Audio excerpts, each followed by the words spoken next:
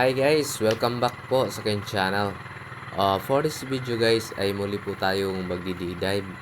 Kasama natin ang ating katropa, si Baising. Tapos, dyan kami sa isang isla guys na may kalayan sa aming lugar. So, ayan. So, antabayan lang guys kung ano yung mga mahuhuli namin. Ayan yung kasama natin, si Baising at saka yung pinakabotman namin, bali yung tatay namin dito guys sa Matalom area. So ayan guys, medyo maalan yung dagat. So antabayan lang kung mahuli natin. Ito yung pinaka first drop ko guys, at sinalubong agad tayo ng maraming trivalis. Good size na yan guys. Ano na yan, nasa around 1 kilo. So ayan guys, antabayan lang kung ano yung mga mahuhuli natin guys. Pero bago yan guys, sa mga bago pa lang yan sa aking channel, ay huwag po ninyong kalimutang i-click ang subscribe button. At pakihit na rin po ang notification bell para lagi po kayong updated sa mga bagong video na upload natin guys. So ayan. Tapos sa mga silent viewers ko naman dyan, ay huwag po kayong mahiyang mag-subscribe. At sa mga subscriber ko naman ay salamat po ng marami sa inyo sa walang sawa ninyong panonood at sa palagi niyo pagsusubaybay sa mga video na ina-upload natin. So ayan, ito yung pinaka first catch natin guys. Isang ano siya, long rocker trevally. So ito yung pinakamasarap sa tinula guys, o kaya sa kinilaw kung tawagin dito sa amin. Talagang hindi ka magsisisi sa anong laman ng isda na ito, kasi ano siya, malinamnam talaga yan. Long rocker trevally kung tawagin dito sa amin, kasi mahaba yung nguso niya. So yan guys, antabayan lang kung ano yung mga mahuli pa natin.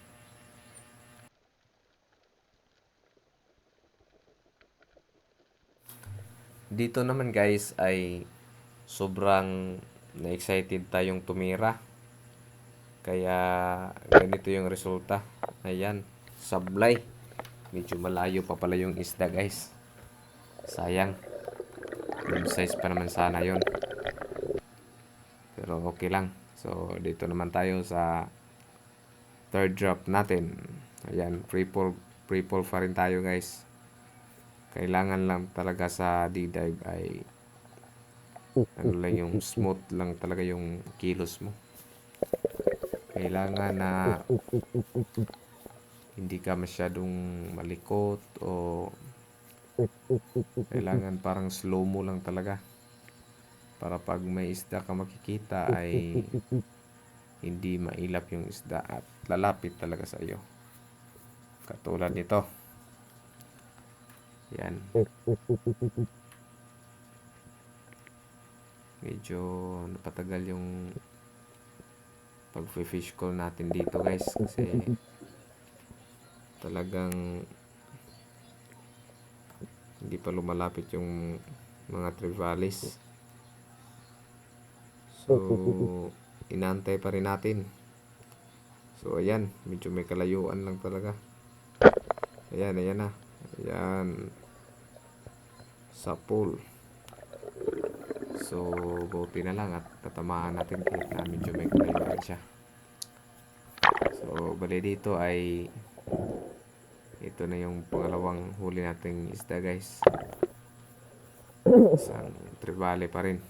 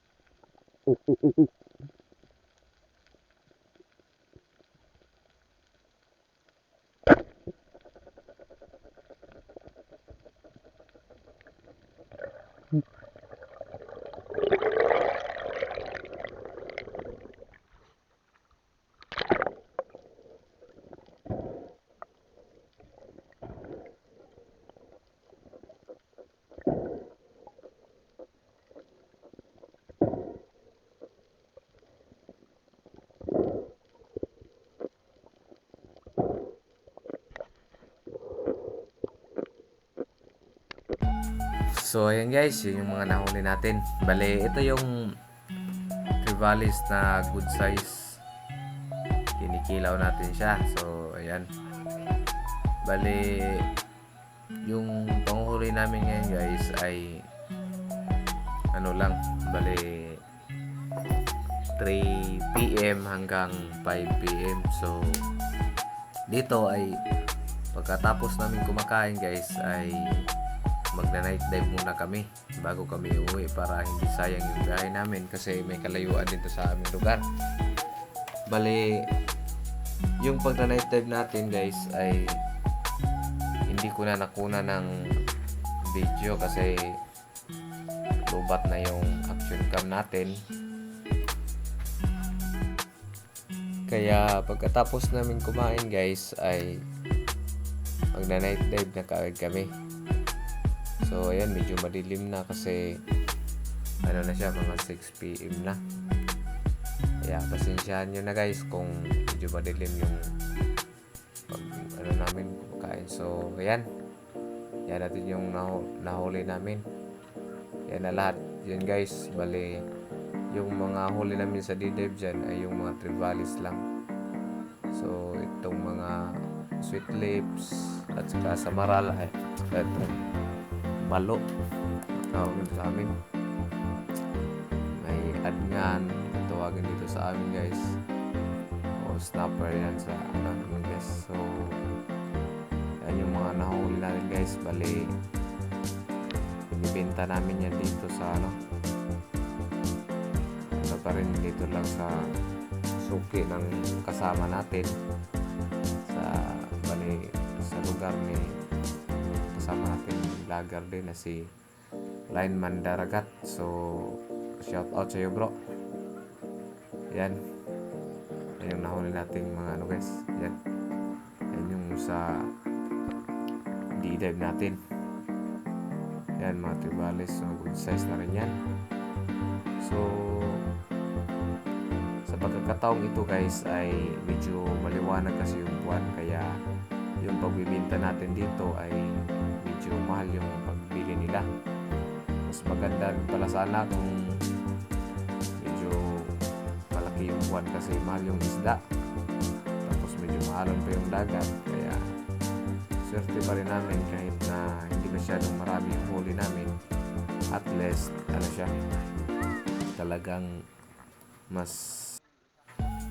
mas mahal siya guys kaysa minsan marami kaming mahuli pero mura naman yung bintahan. Kaya mas maganda na rin to kasi kahit hindi marami yung huli namin, at least mahal yung bili, mas malaki pa rin yung kinikita namin.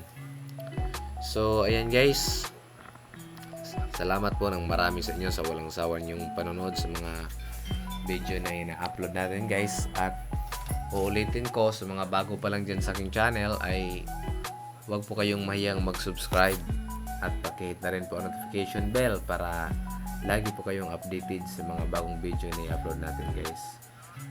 So yan yung mga huli natin, tapos bale binibenta namin yan, bale timbangin pa yan. So ayan, antabayanan nyo lang kung ilang kilo lahat yan.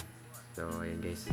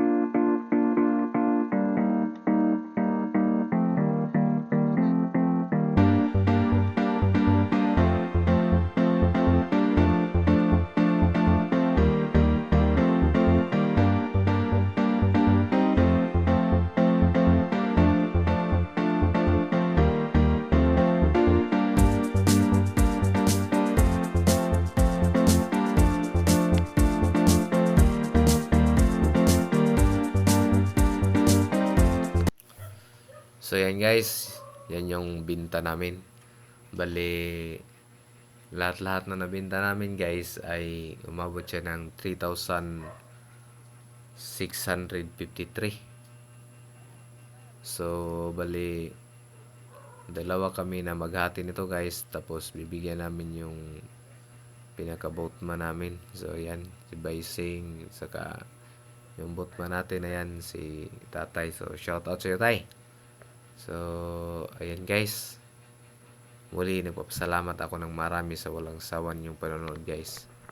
At sana po ay wag po kayong magsasawang panoorin ang mga bagong video na i-upload natin guys. Ayan, salamat.